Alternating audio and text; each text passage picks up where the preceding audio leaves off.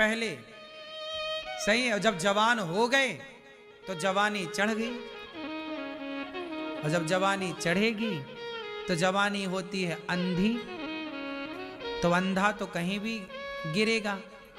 इसलिए छोरा छोरी लिविन में जाके गिर रहे हैं, गंदगी में, क्योंकि कहीं तो गिरना ही है ना, लड़खड़ा जो रहे हैं।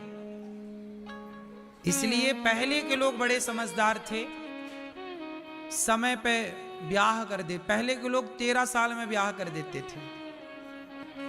उनको लोग कहते थे अरे बहुत मूर्ख थे। पहले 16-17 साल में ब्याह हो जाता था। बोलो हाँ, जबकि पहले इतने जल्दी जवानी आती भी नहीं थी। टीवी मोबाइल कुछ था नहीं, पता ही नहीं था कि क्या होता है, गृहस्थी क्या है। लेकिन आज सब मोबाइल ने सब सिखा दिया। समय के पहले चढ़ जाती है जवानी, और लड़का लड़की एक दूसरे से प्यार। 16 साल की लड़की को लेकर मेरे पास आई माँ, महाराज जी ये लड़की एक लड़के से बात करती है, मिलने जाती है, समझाओ। मैंने समझाया बेटा तुम 16 साल की हो, अभी 17वीं साल तुम्हारी स्टार्ट होने वाली है, कंप्लीट हो गई, तुम 16 साल की, और तुम्हें प्यार हो गया। अब इन बच्चों को समझाएं भी तो देखो, सब इतनी जल्दी ये बात समझाई भी नहीं जा सकती। सत्संग करो तो समझ में आए। समझाया हमने अपने तरीके से, लेकिन एक बात मैं आज आपको सबको समझाऊं, खासकर मेरी बहनों को, कि देखो अपने आप में कंट्रोल रखो, पढ़ो लिखो, योग्य बनो। जो एनर्जी आपके भीतर है, शक्ति है, उसे अपने भविष्य के लिए लगाओ।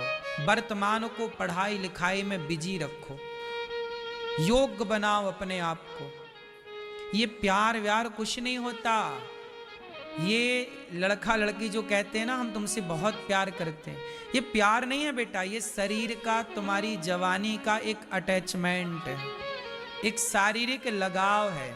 इस उम्र में छूने में किसी को, शरीर को, चमड़ी को अच्छा लगता होगा, ये शरीर का अटैचमेंट है। उससे लड़का लड़की क्या मान लेते हैं, प्यार हो गया। प्यार नहीं है ये। समझाओ अपनी बेटियों को। और सुनो, इन सारी बातों को ना खुल के बताया करो बेटियों को। ये पर्दे के भीतर बातें थीं तब तक जब तक ज्ञान नहीं था, लेकिन अब तो ये समय के पहले जवान हो गए।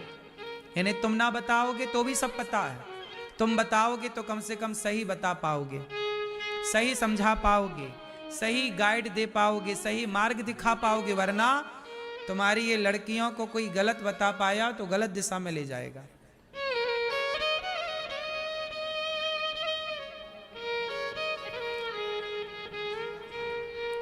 क्या बताना है?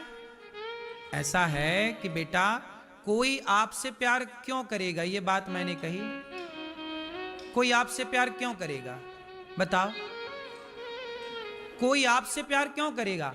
कोई लड़की सुंदर है तो उसे आई लव यू कहने वाले बहुत होते हैं। जो लड़की सुंदर नहीं है उसकी तरफ तो कोई देखता भी नहीं। इसका मतलब आई लव यू आपसे नहीं है, प्यार आपसे नहीं है, आपके शरीर से है बेटा।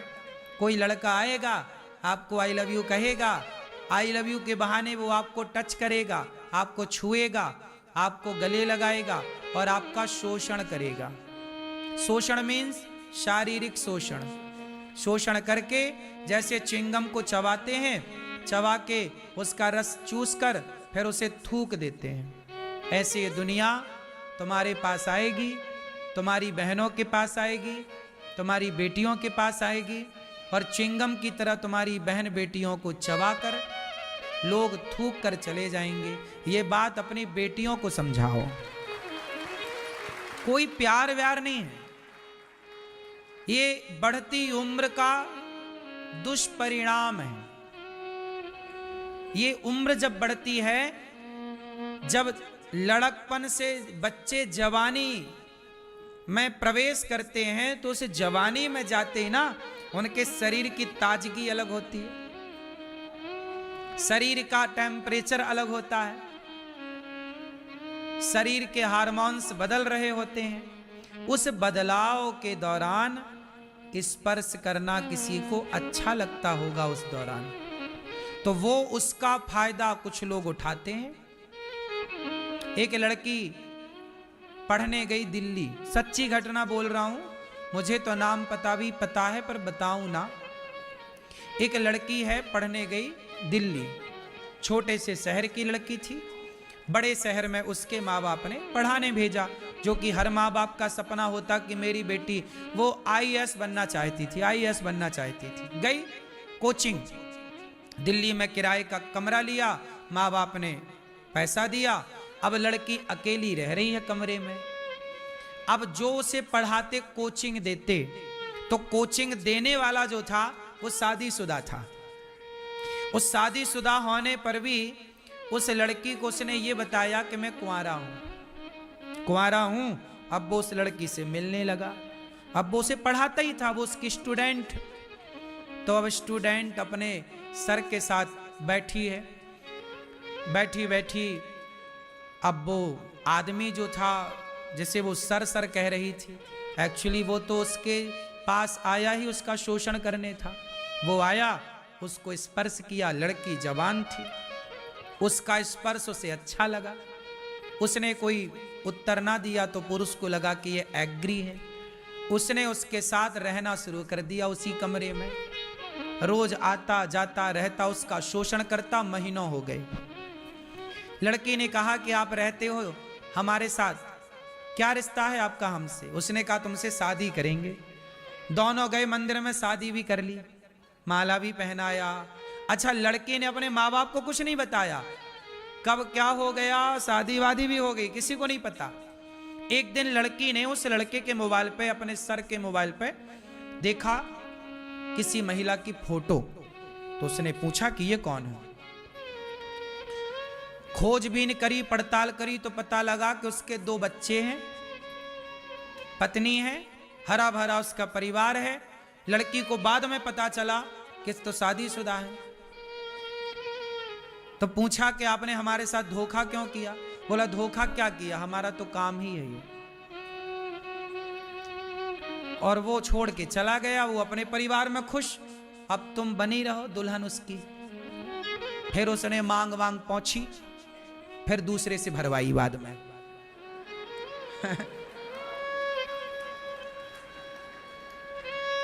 ऐसा चल रहा है। तो ये दुनिया तो तुम्हारा शोषण करने बैठी ही है। तुम्हें धोखा देने के लिए पग पग में लोग खड़े हैं। जब तुम ही तैयार हो अपना शरीर नुचवाने के लिए, तो नोचने वालों को जा क्या रहा है? क्यों भैया? नोचने वाले तो तैयार हैं 24 घंटे। तुम बताओ तो सही, तुम ही तैयार हो नुचवाने के लिए, तो नोचने वाले की क्या गलती है? इसलिए समझदारी बहनों में ज्यादा हो कि बेटा तुम अपने आप को किसी के आगे परोसो ना। ये जो लिव इन का कल्चर चल रहा है, ये बहुत गलत है। लिव इन क्या है? सामान्य भाषा में वैश्यालय। बताओ, जो लड़की 2-3 पुरुष के साथ रहे, उसे आपके गांव की भाषा में क्या बोलते थे पहले? ये कौन है? बोलो।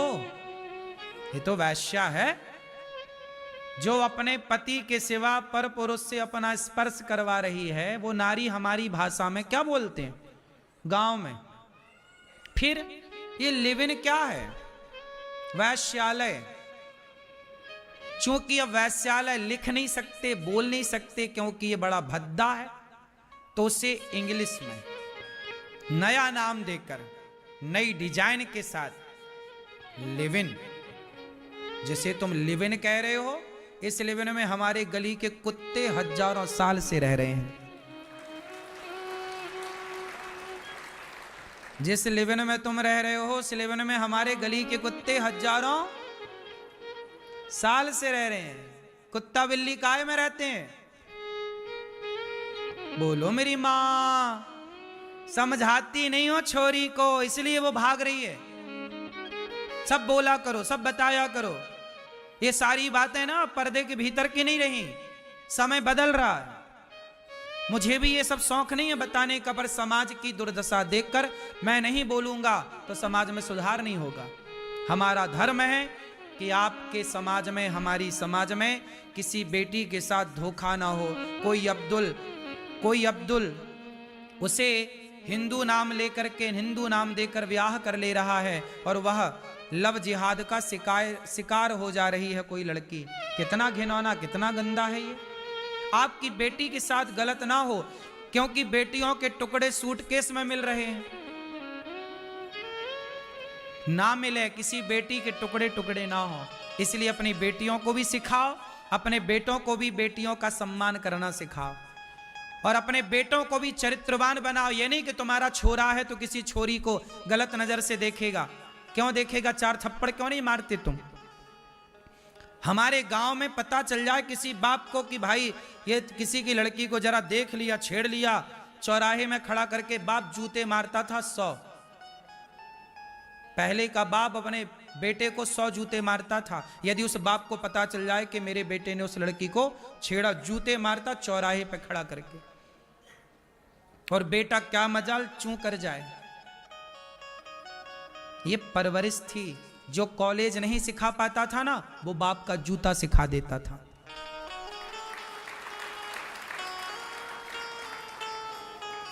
आजकल जूता पड़ने हो गए हैं बंद, इसलिए छोरा उल्टे सीधी हरकत कर रहे हैं गली मोहल्ले में। बेटियां परेशान हैं। जूता निकालो अपना, और तुम्हारा छोरा ज्यादा आंखें फेरे तो मारो साले को 4 जूता। यहां वहां उल्टा सीधा बोला, लड़कियों पे गलत कमेंट कर रहा। कौन कर रहा? तुम्हारी बेटा तो कर रहा है। हम में से तो किसी का बेटा है। जो लड़कियों को छेड़ रहा है वो हम में से ही तो किसी का बेटा है। बोलो हाँ या ना। तो क्या उसे दंड नहीं देना चाहिए? माँ, तुम काहे नहीं कान पकड़ के 2 थमाचा जमाती हो बच्चे को?